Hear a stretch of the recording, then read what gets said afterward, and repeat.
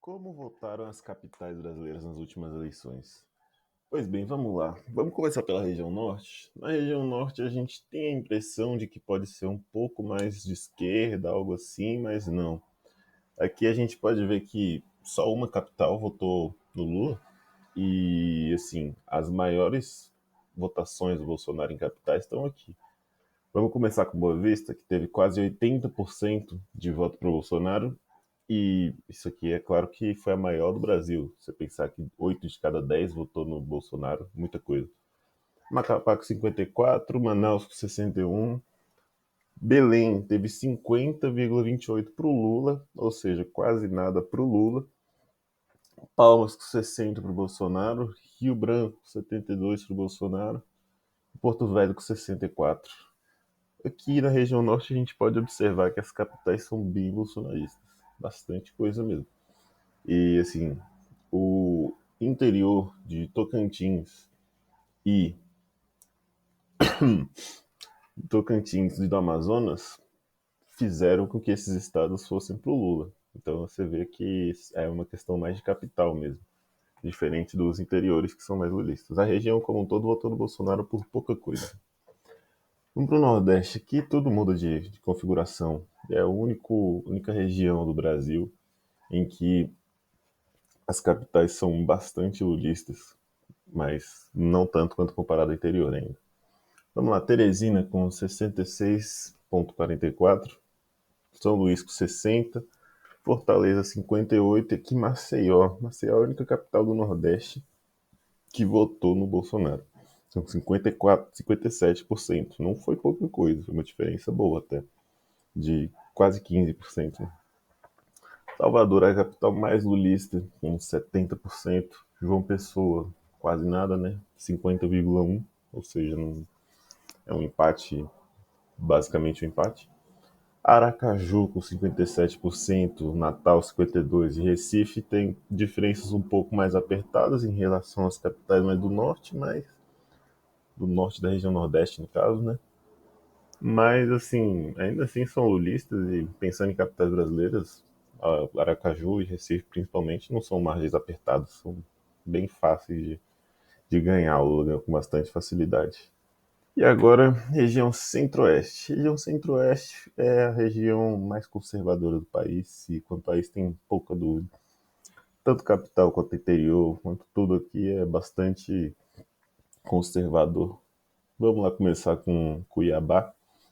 Cuiabá com 61,5% Bolsonaro, quase 25% de distância, ficou 23%, né? Brasília ficou um pouco mais apertado, principalmente em relação às últimas eleições, né, de 2018. A gente vê aqui que foi 54,7 a 45,3, ou seja, não foi nem 10%. Campo Grande também uma diferença enorme, maior da região. Campo Grande que é muito perto de grandes centros rurais, né? Em 62,65, ou seja, 25% de distância, é muita coisa. E Goiânia maravilhosa, com 58,81%. Também bastante coisa, né? Não tá apertado não essa eleição aqui. Comparado com o estado é um pouco mais conservador ainda, mas a capital já é bastante. Chegamos no Sudeste. Sudeste, Belo Horizonte também foi bolsonarista, apesar do estado de Minas, o Lula ter ganhado com uma margem bem apertada mesmo.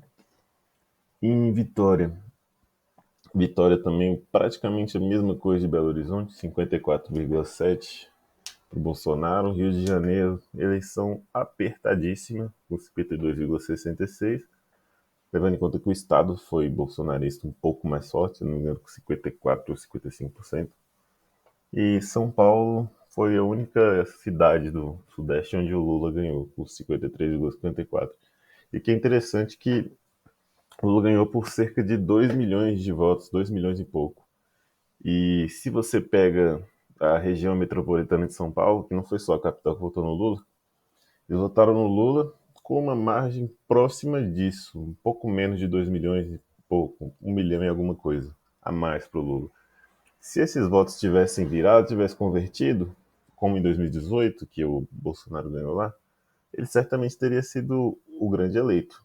E é aqui que eu acredito que o povo brasileiro enxerga errado a decisão dessas eleições.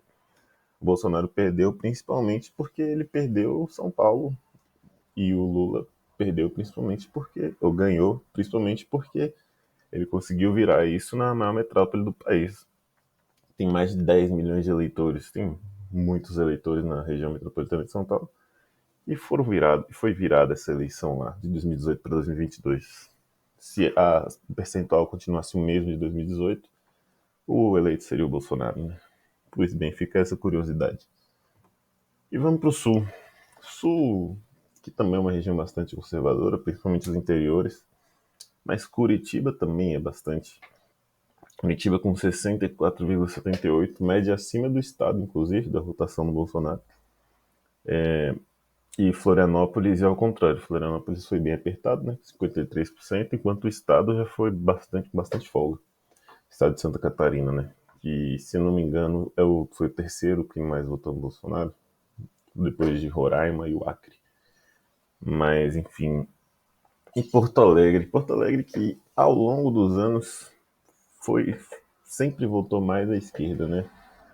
Recentemente, aí nos últimos 10 anos, tem dado uma guinada para candidatos antipetistas, mas historicamente é uma capital bastante de esquerda mesmo. Então, assim, não é surpresa isso aqui, tá? O estado do Rio Grande do Sul votou por uma margem pequena no Bolsonaro, mas uma boa parte, principalmente a parte sul do estado, também é uma parte bastante de esquerda. Então, não, o sul do país. O Rio Grande do Sul, normalmente o pessoal fala que é do contra, né? O que o país vota, ele vota contra. E, se eu não me engano, só votou junto em 2002, quando eles elegeram o Lula, e em 2018, que eles votaram com o Bolsonaro. Mas todo o resto das eleições, quem ganhou, o Rio Grande do Sul votou contra. E no mais é isso aí, galera. Já deixa o like aí, se inscreve no canal e dê sugestões do primeiro vídeo agora. Mas quem achar que pode melhorar alguma coisa, ou quem achar que tá faltando alguma coisa, dê sugestões aí, porque eu pretendo aumentar isso aqui, expandir para vocês. Muito obrigado pelo canal.